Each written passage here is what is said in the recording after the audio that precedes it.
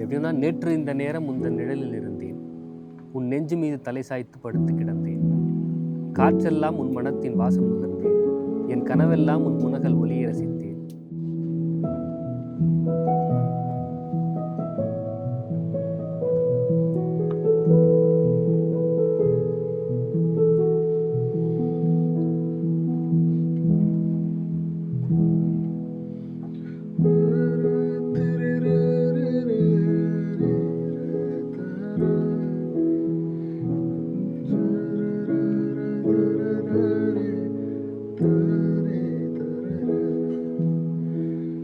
நேற்று இந்த நேரம் உந்தன் நிழலில் இருந்தேன்.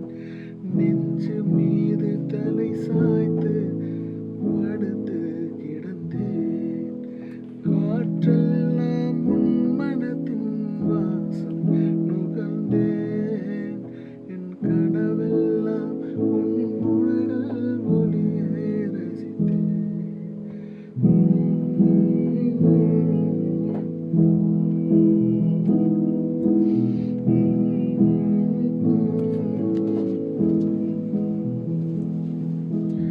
நேற்று இந்த நேரம் உந்தன் நிழலில் இருந்தேன். நெஞ்சு மீது தலை சாய்த்து படுத்து கிடந்தேன்.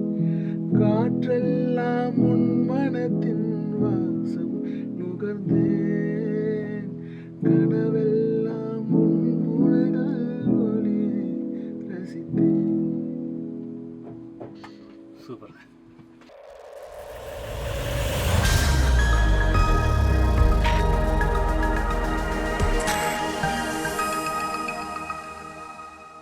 கிழக்கு சினிமா நேயர்களுக்கு வணக்கம். நெடுஞ்சாலை, எங்கேயும் எப்போதும், இவன் வேற மாதிரி, இந்த படங்களுடைய பாடல்கள்லாம் கேட்கும்போது ஒரு புது எமோஷன், ஒரு புது வைப் நமக்கு எல்லாருக்கும் கிடைக்கும். அப்படிப்பட்ட வைப் எமோஷனுக்கு சொந்தக்காரர் சி. சத்யா. அவர் இப்போ நம்மோடு இணைந்திருக்கார். அவரோட பேசுவோம் இன்னைக்கு. வணக்கம் சார். வணக்கம் வணக்கம். எங்கேயும் எப்போதும், எங்கேயும் எப்போதும் எப்போ பேர் வச்சாங்களோ, எங்கேயும் எப்போதும் அதுக்கப்புறம் உங்களுடைய பாடல்கள் தொடர்ந்து ஒலிக்க ஆரம்பிச்சது. அதோட எக்ஸ்பீரியன்ஸ் பற்றி கொஞ்சம் ஷேர் பண்ணுங்க. எங்கேயும் இப்போதும் வந்து என்னுடைய முதல் படம், வெளியான முதல் படம். ஆக்சுவலாக அதுக்கு முன்னாடி வந்து என்னை வந்து ஒரு மியூசிக் டைரக்டராக அறிமுகப்படுத்தினது ஃபில்முக்கு ஜில்லுன்னு ஒரு காதல் டைரக்டர் கிருஷ்ணா தான். ஸோ என்னை அவர் தான் ஃபைண்ட் அவுட் பண்ணி முதல் படத்துக்கு எனக்கு வாய்ப்பு கொடுத்தாரு. அந்த படம் வந்து ஃபுல் படம் எல்லாமே ரெடி ஆயிடுச்சு. ஆடியோ கூட ரிலீஸ் ஆயிடுச்சு. ஆனாலும் அந்த படம் வந்து ரிலீஸ் ஆகாமல் அப்படியே இருந்துச்சு. அப்போது சிடி தான். அப்போது சிடி எல்லாம் ரிலீஸ் ஆன அப்புறம் அந்த சிடியை வச்சு நிறையா பேருக்கு வந்து ப்ளே பண்ணிலாம் காமிப்பேன். இந்த மாதிரி படம் சாங்கு ஏதாவது வாய்ப்பு இருந்தால் அந்த மாதிரி கேட்பேன். அப்போ அந்த வரிசையில் வந்து ஜில்லுன்னு ஒரு காதல் டைரக்டர் கிருஷ்ணாவுடைய வெரி க்ளோஸ் ஃப்ரெண்ட் வந்து ஸ்டில்ஸ் விஜய்ன்னு சொல்லிட்டு. ஸோ அவர் வந்து முருகதாஸ் சார் வந்து ஒரு நியூ கம்பெனி ஒன்று ஸ்டார்ட் பண்ணுறாரு ப்ரொடக்ஷன். இவங்களோட ஃபாக்ஸ் ஸ்டாரோட கம்பைன் பண்ணி பண்ணுறாரு. ஸோ அதுக்கு வந்து மியூசிக் டைரக்டர் வந்து பார்த்துக்கிட்டு இருக்காங்க. நான் ஒன்று சொல்லியிருக்கேன், நீ போய் இந்த சிடியை வேணா போய் ப்ளே பண்ணிக்காமி அப்படின்னு சொல்லி அவர் தான் எனக்கு ஃபஸ்ட்டு சொன்னார். அதுக்கப்புறம் வந்து டைரக்டர் சரவணனை போய் மீட் பண்ணேன். சாங்லாம் ப்ளே பண்ணேன். கேட்டுட்டு நல்லா இருக்குது அப்படி சொன்னாங்க. ஆனால் அதுக்கப்புறம் ஏதோ கன்ஃபர்மேஷன்லாம் எதுவுமே கொடுக்கல அந்த மூவி பண்ணுற மாதிரி. அப்போ வந்து எங்கேயும் இப்போதும் டைட்டில் கிடையாது. வேறு ஏதோ ஒரு சிரிக்கிறா முறைக்கிறா அப்படின்ற மாதிரி ஏதோ ஒரு டைட்டில் வச்சுருந்தார் அந்த பாட்டு படத்துக்கு. இருக்குல்ல அதில் அதில் இருக்குது. ஆமாம். ஆமாம்.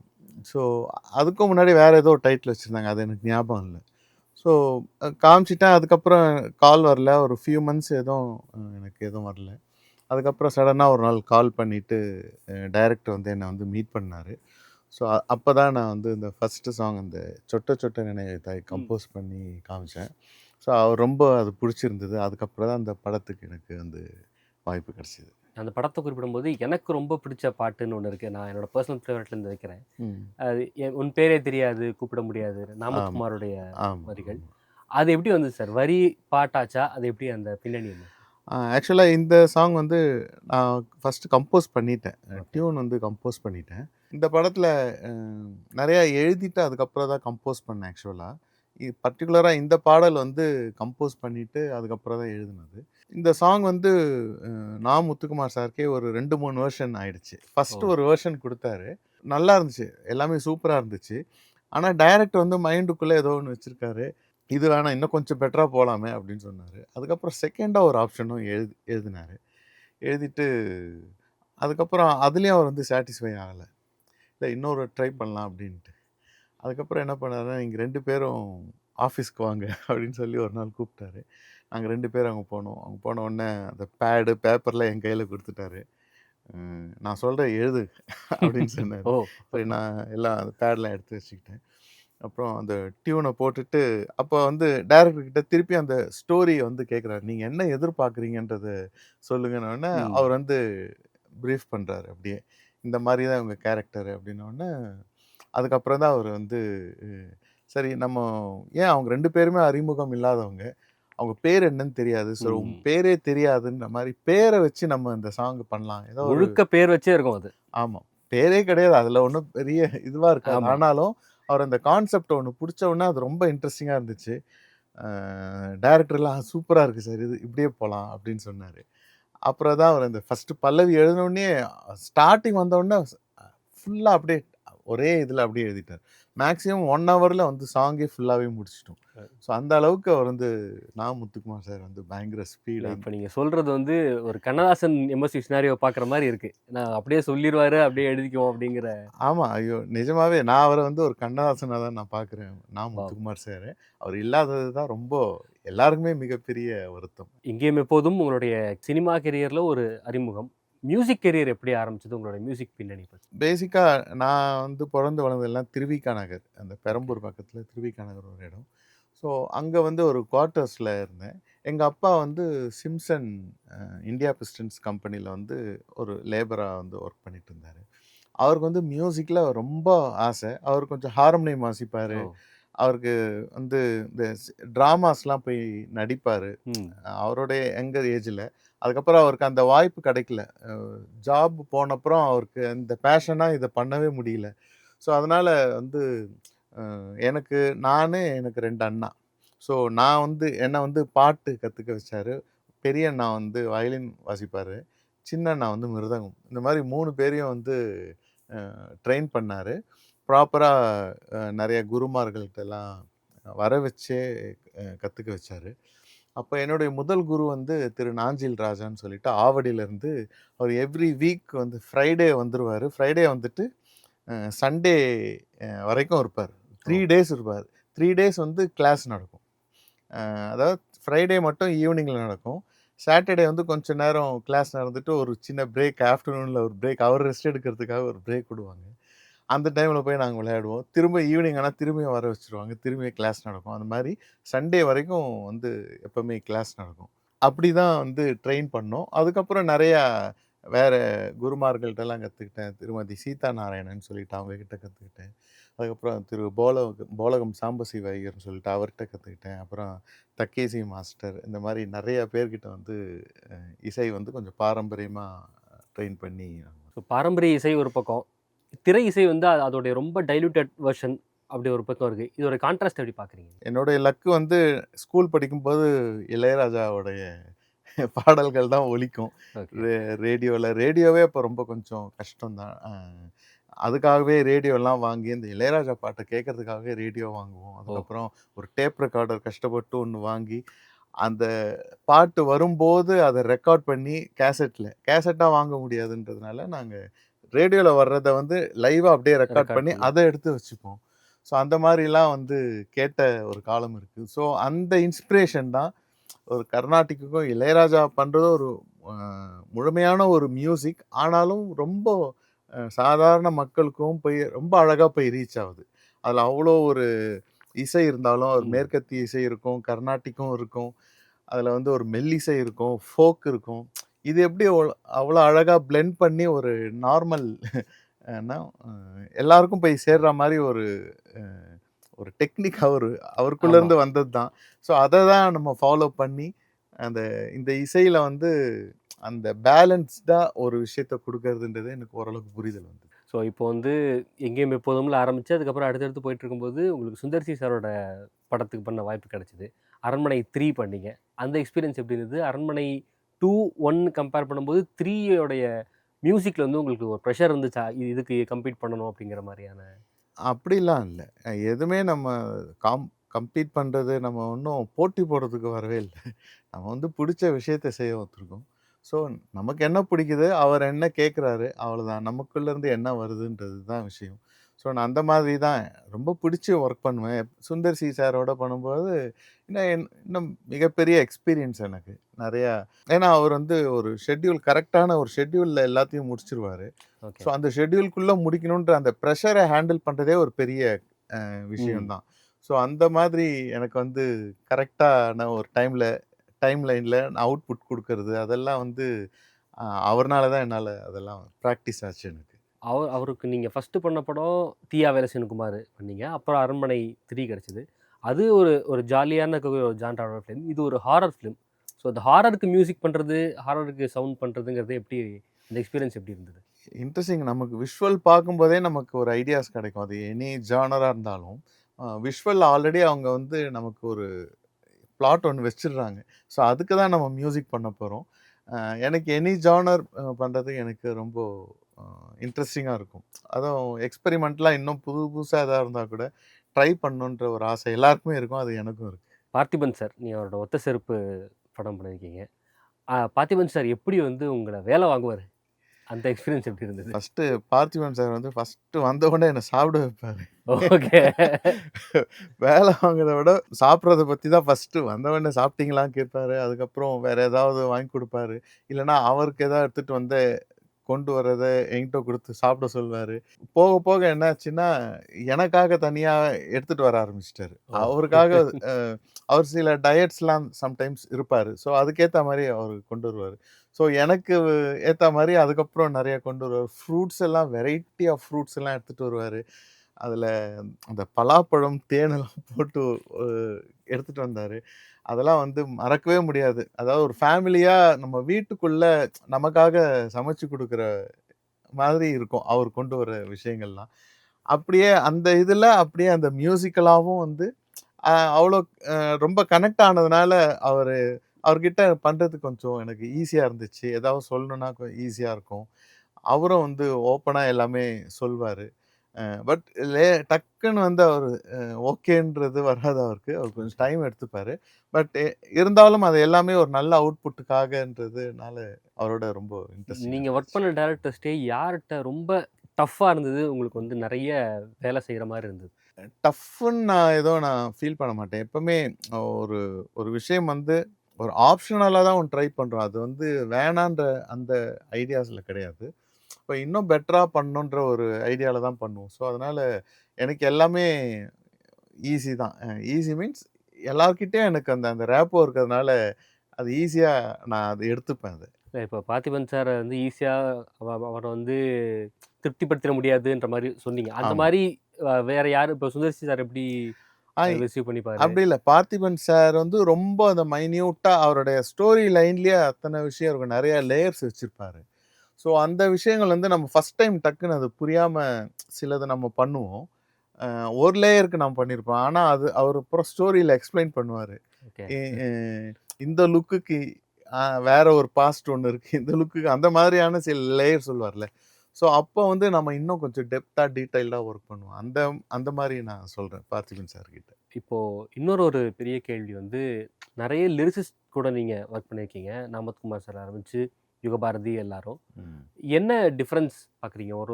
ஒருத்தருடைய வொர்க்கிங் பேட்டர்ன்லயும். லிரிக்ஸ்ல ஆஃப் கோர்ஸ் டிஃபரெண்ட் இருக்கும். இது இருக்கும். வொர்க்கிங் பேட்டர்ன்ல எது உங்களுக்கு ஈஸி? எது உங்களுக்கு கம்ஃபர்டபுள் அந்த மாரி எப்படி ஃபீல் பண்ணீங்க? இல்ல இப்போ எ நான் முத்துக்குமார் சார் வந்து அதான் அந்த 1 ஹவருக்குள்ளேயே ஒரு மேக்ஸிமம் அந்த சாங்க முடிச்சுருவாரு மேக்ஸிமம். ரொம்ப ரேரா அந்த மாரி போச்சுன்னா, இன்னொரு ஆப்ஷனா வந்து போகும். அந்த ஆப்ஷனா போறது கூட மேக்ஸிமம் 1 ஆர் 2 ஹவர்ஸ்க்குள்ள வந்து அவர் வந்து சாங் முடிச்சுருவாரு. அதே மாரி எனக்கு எல்லா லிரிசிஸ்ட்டுமே எனக்கு விவேகா சார் ம். நெறைய எழுதியிருக்காரு. அ நான் என்ன நான் கம்போஸ் பண்ணும்போது கூட இருக்கிறது நான் ரொம்ப விரும்புவேன். அப்ப ஓகே. இருந்ததுன்னா, அப்பவே நமக்கு ஒரு கிளாரிட்டி தெரிஞ்சிரும். என்ன போலாம். நம்ம தனியா கம்போஸ் பண்ணி அப்புறம் அவங்க தனியா எழுதி வர்றதுன்றது. அது ஒரு கேப்பா எனக்கு ஃபீல் ஆகுது. ஸோ கூட இருந்துட்டா எனக்கு ஈஸி. அதனால விவேகா சார்லாம் கூடவே உட்காந்து அப்பவே முடிச்சுருவாரு. ஓகே. அ அதே மாரி கபிலன் ம். சாரும் வந்து வந்தாருன்னா, அந்த ஸ்பாட்லயே முடிஞ்சிரும் சாங்கு. ஸோ அந்த மாரி பா. விஜய் சார். எல்லாமே அந்த மாரி தான் எழுதிக்கிட்டு இருக்கோம். கார்த்திக் நேத்தா எல்லாமே வந்து அ அந்த கம்போசிங் செஷன்லேயே அந்த சாங் வந்து ஓகே ஆயிடும். ஸோ அந்த மாரி எனக்கு வித்தியாசம் எதுவும் தெரியல. எல்லார்கிட்டயும் ஒரு ஒரு தனி திறமை இருக்கு. எல்லார்ட்டயும் ஒரு ஆளுமை இருக்கு. ஸோ அவங்கவங்க அப்ரோச்ல எல்லாருமே பெஸ்ட்டா பண்ணிக்கிட்டு இருக்கோம். இப்போ வந்து நெறைய கம்போஸ் பண்ணி பாட்டு எழுதப்படுது. கொஞ்சம் பின்னாடி வந்து எழுதி அப்புறம் கம்போஸ் பண்ணாங்க. இதுல உங்களுடைய வொர்க்கிங் பேட்டர்ன் எப்படி சார்? நீங்க எப்படி எது நீங்க ப்ரிஃபர் பண்ணுவீங்க? இல்ல நான் ஆக்சுவலா எழுதி கம்போஸ் பண்றது, நான் நெறைய இதுவரைக்கும் பண்ணதுல 80-90% வந்து எழுதி கம்போஸ் பண்ணது தான் சாங்கு. அ ஸோ சரவணன் சார் யூசுவலா வந்தாலே அவர ஃபர்ஸ்ட்டு டியூன் சும்மா பேசிக்கா பண்ணும்போதே, நீங்க ஒரு டம்மியா எழுதுங்கன்னு சொல்லி எழுதிட்டு, அதுக்கு அப்புறமா ஒரு ஈஸியா இருக்கும். அது ஆக்சுவலா அந்த ஸ்ட்ரக்சர் ஃபார்ம் பண்றதுக்கு இன்னும் ஈஸியா இருக்கும். மாசமா சாங்கே அப்படிதான். அவரு வந்து சும்மா ரஃப்பா தான் எழுதினாரு. ரஃப்பா எழுதினது தான் அது அப்புறம் ஓகே ஆயிடுச்சு. நான் முத்துக்குமார் சார்ட்ட போயிட்டு வேற லிரிக் எழுதணும்னு சொல்லிட்டு இந்த சாங்க போட்டு காமிச்சோமா, "இதான் ஆல்ரெடி எழுதியாச்சே. இது என்ன எழுதணும்?" அப்படின்னாரு. "இல்ல இது சும்மா ஒரு பேசிக்கா எழுதணும்." "இல்ல, இல்ல இந்த சாங் இப்படி இருந்தா தான் சரியா இருக்கும். நான் எழுதுனேன்னா கலரே மாறிடும். இது இப்படியே வச்சுருங்க. இதுதான் சூப்பரா இருக்கு." அப்படின்னு சொன்னாரு. ஸோ அந்த மாதிரி எழுதி கம்போஸ் பண்றது எனக்கு இன்னும் எனக்கு ப்ரிஃபரபிளா இருக்கு. அந்த பாட்ட ஏன் நீங்க பாடணும்னு முடிவெடுத்தீங்க? இல்ல எல்லாமே அப்படிதான். நம்ம கம்போஸ் பண்ணும்போது எல்லா பாட்டும் சும்மா இப்போ ஃபீமேல் சாங் கூட உன் பேரே தெரியாது கூட நான் ஆ. தான் பாடியிருந்திருப்பேன். ஸோ அந்த மாரி வந்து அந்த சாங் வந்து மேல் சாங் பாடணும். ஷூட்டிங்க்குலாம் இந்த வெர்ஷனே எடுத்துட்டு போயிட்டாங்க. ஸோ டைரக்டர் வந்து கேட்டு கேட்டு அது பழகிட்டாருன்னு நெனைக்கிறேன். நான் ஆக்சுவலா வேற 2 சிங்கர்லாம் பாட வச்சேன் அதுக்கப்புறம். ஓகே. நம்ம சும்மா ரஃப்பா தான பாடியிருக்கோம் அப்படின்னு. வேற சிங்கர பாட வச்சுட்டு அவருக்கு போட்டு காமிச்சேன். அவர் வந்து, "சார் இல்ல சார். உங்க வாய்ஸே இருக்கட்டும்" அப்படின்னாரு. "இல்ல சார் இவங்க நல்ல சிங்கர். இவங்க நல்லா பாடுவாங்க. இத வச்சுக்கலான்ட்டு." "இல்ல, இல்ல. உங்க வாய்ஸ்ல ஏதோ ஒரு ஃபீல் இருக்கு. இதே வச்சுக்கலாம்" அப்படின்னாங்க. ஸோ அப்படிதான் ஆக்சுவலா நான் பாடுன பாட்டு எல்லாமே அந்த மாரி அந்த வந்தது மாரி தான். வந்து. ஆமா. இப்போ அரண்மனை பத்தி பேசும்போது, ரொம்ப ட்ரெண்ட் ஆயிட்டு இருக்கிற பாட்டு அந்த "தீயாக தோன்றி." ஆ. எனக்கு ரொம்ப ஃபேவரைட். எனக்கு அந்த பாட்ட பத்தி யோசிக்கும்போது, எனக்கு ஒரு பெர்செப்ஷன் இருக்கு அதுல. எனக்கு எனக்கு என்ன ஃபீல் இருக்கும்னா, அந்த "திருச்செந்தூர் கடலோரத்தில்" பாட்டுல வந்து 2 பேருடைய குரலும் வெவ்வேற டைப் ஆஃப் இது. ஒண்ணு ஆமா, ஆமா, டிஎம்எஸ் சீர்காழி. ஆமா. ஒருத்தர் ரொம்ப ஒரு வைப்ரன்ட்டான ஒரு குரல், ஒருத்தர் ரொம்ப வந்து ஒரு மென்மையான ஒரு இது. அது மிக்ஸ் பண்ணியிருப்பாங்க. அது நெறைய இடங்கள்ல அப்படியே தெரியும் அது அழகா. ம். அதே மாரி இங்க வந்து நீங்க ஒரு பக்கம் ஹரிஹரன் சார், இன்னொரு பக்கம் ஆமா. சங்கர் சங்கர் மகாதேவன். மாதவன். எப்படி அந்த ஐடியா வந்தது? இது ஒரு இன்ஸ்பிரேஷன் தானா? இல்ல இல்ல இது வந்து ஆக்சுவலா சாங் பண்ணணும். அரண்மனை அ சீரிஸ்ல பார்த்தீங்கன்னா, எல்லாமே ஃபைனல் சாங் வந்து சிங்கர்ஸ் வந்து பெர்ஃபார்ம் பண்ற மாரி தான் ஆமா, இருக்கும். ஒரு இதுல மாணிக்க விநாயகம் ஆமா. இவரு பண்ணியிருப்பார். சீர்காழி சிவசங்கர் மாஸ்டர் ஆ பண்ணியிருப்பாரு. அவங்க பண்ணியிருப்பாங்க. ஸோ அந்த மாதிரி ஒரு ஒரு படத்துலயும் வந்தது. இந்த படத்துல வந்து ஆக்சுவலா அவரு ஸ்டார்ட் பண்ணும்போதே சொன்னாரு, "நம்ம இந்த வாட்டி அம்மன் பாட்டு போ வேண்டாம். நம்ம வந்து முருகர் சாங் போலாம்" ஓகே. அப்டின்னாரு. சரி ஓகே சார் அப்டின்னேன். அதுக்கப்புறம் வந்து அந்த டைம்ல அவரு ஸ்டார்ட்டிங்ல எனக்கு சொன்னது வந்து எஸ்பிபி ஜேசுதாஸ வச்சு பண்ணலான்னு தான் அவரு ஆக்சுவலா ஓ சொன்னது. வாவ்! எனக்கு ஒரே ட்ரீம். ஆஹா! அவங்க 2 பேர வச்சு பண்ண போறோன்ற ரொம்ப ஆசையில இருந்தேன். அதுக்கப்புறம் அந்த லாக்டவுன் டைம் அந்த கரெக்ட்டா அந்த இதுல வரும்போது, அந்த பிளான் இருந்துட்டே இருந்துச்சு. சடனா எஸ்பிபி சாருக்கு வந்து இந்த மாரி அட்மிட் ஆயிட்டாரு. இந்த ம். இஷ்யூலாம் கேட்ட உடனே அ ரொம்ப இதாயிடுச்சு. அதுக்கப்புறம் அந்த நியூஸ் வந்த உடனே இன்னும் அப்செட் ஆயிட்டோம். அதுக்கப்புறம் ஆப்ஷனா பார்த்தா 2 லெஜெண்டரியா ஒரு மியூசிஷியன பார்க்கணும்னா, அவங்க 2 பேர் தான். சங்கர் மகாதேவன் சார் அண்ட் இவரு ஹரிஹரன் சார். ஸோ அவங்க 2 பேர வந்து ஃபிக்ஸ் அவரு தான் ஆக்சுவலா அவங்கள வச்சு போலாம் அப்படின்னு சொன்னாரு. எனக்கும் அதான் மைண்ட்ல இருந்துச்சு. சாரும் அதே சொன்னாரு. அதுக்கப்புறம் தான் அந்த சாங் வந்து அவங்கள பாட வச்சது. ஓகே. அப்படி ஏற்கனவே 2 சிங்கர்ஸ் அப்படிங்கிறத பிளான் பண்ணி ஆமா. அவர் பண்ணணும். அந்த கிளைமாக்ஸ்ல அதுதான் ஆ. ஃபார்மேட். ஸோ அந்த ஃபார்மேட்ல அவங்க இல்லாதனால இவங்க 2 பேரு ஓகே. எழுதி வச்சோம். ஏன்னா அதோடைய ராகமும் கிட்டத்தட்ட வந்து மருதமலை மாமணியே முருகை அந்த இதுல ஆமா. வருமோ? ஆக்சுவலா நம்ம இப்ப இதுவரைக்கும் கேட்டோம்னா, அந்த மருதமலை மாமுனிய சாங்க வந்து யாராலும் பிரேக் பண்ணவே முடியாது. அவர் என்ன சொன்னாருன்னா, அந்த சாங் இப்போ இன்னும் கூட நம்ம கேட்கிறோம். சின்ன குழந்தையும் கேட்குது, வயசானவங்களும் கேட்குறாங்க, யங்ஸ்டர் எல்லாரும் கேட்குறாங்க. அதுல ஒரு ஃபீல் இருக்குல்ல, அந்த ஒரு டிவைன் வைப் இருக்குல்ல, அந்த மாரி ஒரு வைப்ல சாங் பண்ணணும் அப்படின்ற மாரி தான் சார் சொன்னாரு. ஸோ அதனால நான் அந்த ராகத்தையே நான் சூஸ் பண்ணிக்கிட்டேன். ஓகே. அதனால அந்த சிமிலாரிட்டிலாம் நெறையா இருக்கும். கம்போசிஷனா கொஞ்சம் டிஃப்ரெண்ட்டா இருக்கும். இப்போ ஒரு ஒரு பக்கம் சினிமால வந்து நீங்க பாட்டு பண்ணிட்டு இருக்கீங்க. இன்னொரு பக்கம் சீரியல்ஸ்க்கும் நீங்க பண்ணியிருக்கீங்க. சரவண மீனாட்சியோடைய டைட்டில் சாங்லாம் ஆமா. பண்ணியிருக்கீங்க. இது 2த்துக்கும் ஃபார்மட்டா என்ன வித்தியாசம் நீங்க ஃபீல் பண்ணீங்க? இல்ல நான் எல்லாமே ஃபில்மா தான் ட்ரீட் பண்ணுவேன். நான் ஆக்சுவலா சீரியல்னா அது வேற, ஃபில்ம்னா வேற இல்ல. எல்லாமே எனக்கு ஃபில்ம் தான். அது என்ன சின்ன பாக்ஸ்ல வருது, இது ஒரு பெரிய ஸ்க்ரீன்ல பார்க்குறோம்.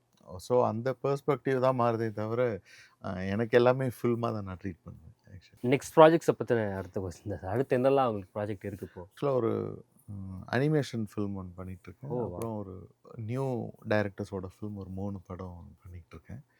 ஸோ அது இல்லாம சில ஆல்பம்ஸ் அண்ட் டிவோஷனல் சாங்ஸ்லாம் பண்ணிட்டுருக்கேன். உங்களுக்கு கிடைச்சதிலேயே மறக்க முடியாத ஒரு பாராட்டு, இத வந்து நான் இப்பவும் என்னோட நெஞ்சுக்கு நெருக்கமா வச்சிருப்பேன் அப்படின்றதுனா, அது என்னவா இருக்கும்? எனக்கு வந்து நெறைய பேர் நமக்கு க்ளோஸா இருக்கவங்க நெறைய பேர் வந்து பாராட்டுவாங்க.